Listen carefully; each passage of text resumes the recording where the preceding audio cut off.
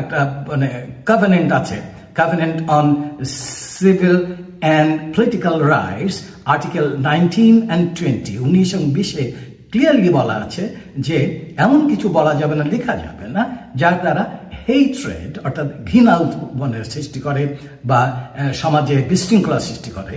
তো এখন আমরা জানি যে এই তসলিমা নাসরিন বিভিন্ন বক্তব্য তার লেখার মাধ্যমে বাংলাদেশে অনেক বিশৃঙ্খলা সৃষ্টি হয়েছে আগেও, যার কারণে তাকে দেশত্যাগ করতে হচ্ছে এবং সেটা আওয়ামী লীগের সময় আমরা জানি। তো তারপরেও সেই বইটা এখানে ছাপানো হলো এবং প্রকাশক ভদ্রলোক তো না জানার কথা যে এটা এই লোকের করালে যাবে না, কেন করা হলো। এবং এটাও আমরা দেখেছি সেখানে জয় বাংলা স্লোগানও তিনি দিয়েছেন।